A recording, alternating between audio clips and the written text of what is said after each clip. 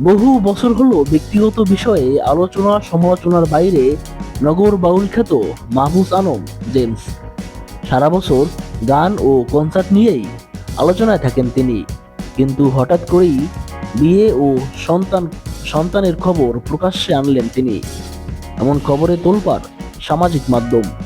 নতুন খবর, ভক্ত সহকারীদের শুভেচ্ছায় ভাসছেন এই দম্পতি। তবে অনেকেই জানতে চাচ্ছেন জেমসের স্ত্রী কে এই নামিয়া আমিন। নগরবাউল জেমসের ম্যানেজার রুবাইয়াত ঠাকুর রবিন গণমাধ্যমে বলেন, জেমসের তৃতীয় স্ত্রীর নাম নামিয়া আমিন। তার বাবা নুরুল আমিন আর মা নাহিদ আমিন প্রবাসী বাংলাদেশি। বহু বছর ধরে তারা যুক্তরাষ্ট্রে স্থায়ীভাবে বসবাস করছেন। যুক্তরাষ্ট্রেই নামিয়ার জন্ম ও বেড়ে ওঠা। সেখানে একজন নৃত্যশিল্পী হিসাবেও তার খ্যাতি রয়েছে।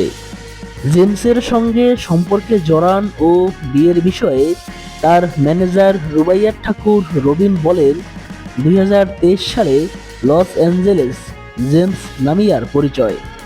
জেমস তখন আমেরিকা ট্যুর চলছিল। সেই শো থেকে নামিয়ার সঙ্গে জেমসের সম্পর্ক শুরু হয়। আমেরিকা ট্যুর শেষে জেমস বাংলাদেশে ফিরে আসে। কিছুদিন যেতেই নামিয়াও ছুটে আসেন বাংলাদেশে। তারপর তারা বিয়ের সিদ্ধান্ত নেন। 2024 সালের 12 জুন তাদের বিয়ে হয়।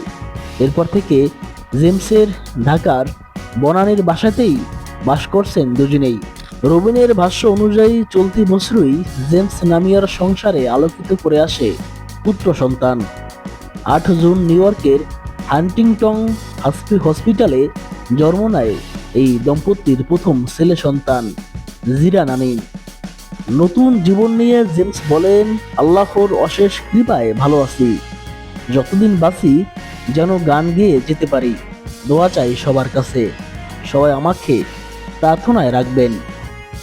এর আগে চিত্রনায়িকা রথি ও বর্তমানে আমেরিকা প্রবাসী বেনজিরের সঙ্গে বিবাহ বন্ধনে আবদ্ধ হয়েছিলেন জেমস।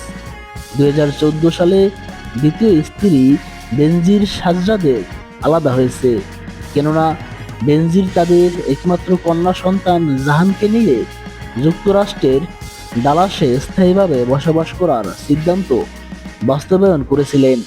আর জেমস কোনোভাবেই গান আর দেশ ছাড়বেন না।